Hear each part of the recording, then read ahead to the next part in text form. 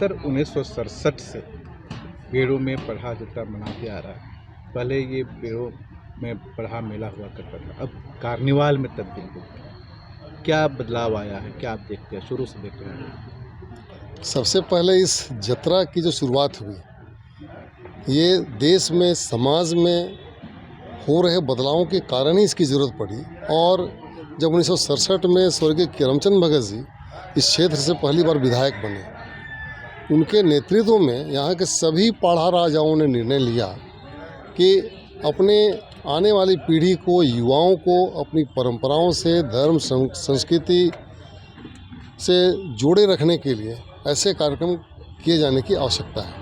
और तब करीब 10-12 पाढ़ा राजाओं ने सामूहिक रूप से निर्णय लेकर के इस पढ़ा जत्रा के आयोजन का निर्णय लिया और तब से आयोजित हो रहा है। उसके साथ साथ यह ग्रामीण क्षेत्र है और यहाँ के लोग कृषक हैं। जब पहले के समय में यहाँ के लोग कोड़ा कमाने के लिए जाते थे। कोड़ा कहा जाता है ईंट भट्ठा में जाना, चाय बागानों में जाना। तो असम, भूटान की बात करते थे लोग, गीतों में भी हमारा दिखता है वो। उसी तरह से ईंट भट्टा जो है वो कलकत्ता, हावड़ा, पटना, गोरखपुर, बनारस, कई जगह लोग जाते थे। यहाँ उनके माता पिता इंतजार करते थे कि भाई अब बरसात गिरने वाला है, जेठ का महीना समाप्त होने वाला है आषाढ़ हो जाएगा, बरसात हो जाएगी, तो हम लोग खेती का काम कब शुरू करेंगे? तो बच्चों को पहले तो मोबाइल वगैरह कोई साधन था नहीं, तो उस उद्देश्य से भी इसकी शुरुआत की गई कि हम अगर ऐसे आयोजन करेंगे तो लोग उससे आकर्षित होकर के लोग यहाँ पर आएंगे। और यह उद्देश्य तो अब पूरी तरह से सफल रहा। जैसे ही 3 जून का समय आता है, उसके 15-20 दिनों पूर्व लोग गाड़ियाँ भर भर के वापस आते हैं। अब तो पहले उतना नहीं जाते हैं लोग पहले की तरह, लेकिन पहले जब जाते थे तो लगता था कि आने वालों का रेला लगा रहता था, एक रौनक आ जाती थी। क्योंकि वो लोग जब आते थे तो चूँकि 6 महीने कमाते हैं लोग, अगन ख़त्म होने के बाद में, धनकटनी के बाद में लोग कमाने के लिए जाते हैं और फिर वापस आते हैं। उनके हाथों में बहुत पैसा होता है, तो जब पैसा होता है तो उसको खर्च करते थे, और खर्च करेंगे तो निश्चित रूप से बाजार में रौनक आएंगी। तो वो उद्देश्य बिल्कुल पूरी तरह सफल रहा।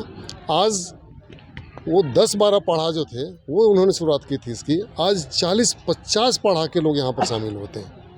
सभी राजागण आते हैं, और हमारा जो सिस्टम है, राजा, दीवान, कोटवार, हर गांव की एक अपनी उपाधि होती है। सब लोग आज एकजुट हैं, और एकजुट होकर के अपनी धर्म, संस्कृति, परंपराओं की रक्षा के लिए अपने जितने भी परंपरागत पहचान चिन्ह हैं, घोड़ा, हाथी, रंपा, चलपा, झंडा, ढोल, नगाड़ा, पूरे अपने पारंपरिक चीज़ों को ले करके यहाँ पर आते हैं, नाचते हैं, गाते हैं। तो हमने कहा कार्निवाल, तो कार्निवाल में भी यही होता है, लोग अपनी धर्म संस्कृति को प्रदर्शित करते हुए नाचते गाते लोग सड़कों पर निकलते हैं। और आप देख रहे हैं, या जरिया गांव है, और कार्यक्रम स्थल यहाँ से 3 किलोमीटर दूर बेड़ों में है। तो जरिया से बेड़ों तक की दूरी लोग ढोल नगाड़ों के साथ नाचते गाते यहाँ से निकलते हैं। तो इसीलिए इसको एक कार्निवाल भी कहना हमारे ख्याल से एक अच्छी शुरुआत है ये। और जब उसको एक नई शुरुआत देंगे तो और भी लोग आकर्षित होंगे, क्योंकि ये पूरी तरह से अपने परंपराओं और संस्कृति को दर्शाने का यह आयोजन है, और लोगों में जागरूकता आ रही है। समय के साथ साथ जैसे ही लोग विकास जो कर रहे हैं, अभी कड़िया मुंडा जी, मानी जी चर्चा कर रहे थे कि पहले लोग कम कपड़े पहनते थे, फिर पूरा कपड़ा पहनने लगे, और फिर से जो है वही ज़माना आ रहा है, लोग कम कपड़ों में होते जा रहे हैं। तो उसी तरह से धर्म संस्कृति के बारे में भी एक बार तो लगा कि अब जब लोग पढ़ने लगे, लिखने लगे, शहर से बाहर जा कर के, राज्य से बाहर जा कर के काम करने लगे, तो ऐसे में लगा क्या कि अब हमारी परंपराएं छूट जाएंगी। लेकिन परंपराओं की ओर लोगों का झुकाव आया है, लोगों को लगता है कि मैं कौन हूँ। और जब आपकी धर्म नहीं बचेगी, संस्कृति नहीं बचेगी, तो आपका अस्तित्व नहीं बचेगा। और हमारे आदिवासी समाज में खासकर जब से झारखंड बना है तो विकास भी हो रहा है। सामने ही अब 4 लेन बन रहा है, एक छोटी सड़क हुआ करती थी, बरसात में चल नहीं पाते थे। तो विकास तो बहुत हुआ है। जब विकास होता है, सभ्यता बदलती है, तो संस्कृति पीछे छूट जाती है।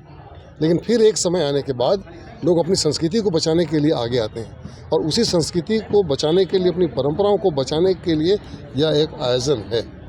और 1967 से लगातार इस बार 57वां वर्ष है। और तब और अब में पहले 20-25 गाँव के लोग जुटते थे, अब तो करीब 200-250 गाँव के लोग जुटते हैं, और वो तो प्रदर्शन करते हैं। देखने के लिए तो हज़ारों गाँव के लोग यहाँ पर लाखों की संख्या में जुटते हैं। तो यह इस कार्यक्रम का खूबसूरती है, और इसी खूबसूरती के साथ हम लोग आज आपके सामने हैं, और आप थोड़ी देर में देखेंगे किस तरह से हमारा ये प्रदर्शन होता है। ठीक है सर, 57वां जतरा महोत्सव यहाँ मनाया जा रहा है, इसको लेकर क्या कुछ संदेश, शुभकामना देना चाहते हैं? ये एक तरह से जनजातीय समाज का एक संगठन है पढ़ा, और उसी का ये वार्षिक सम्मेलन आज यहाँ हो रहा है, और इसमें कई पढ़ा के लोग शामिल होंगे और विचार विमर्श करेंगे, और आगे के संबंध में भी चर्चा करेंगे। और फिर जन जागरण का काम भी इस तरह के बड़े सम्मेलनों से, आज यात्रा हम लोग कहते हैं, एक तरह से कहिए कि एक सम्मेलन है, जन जागरण भी का भी होता है। मैं सिर्फ इतना ही कहूँगा कि भाई एक अच्छा काम है, और अब तो सम्मेलन में जाने के बाद ही पता लगेगा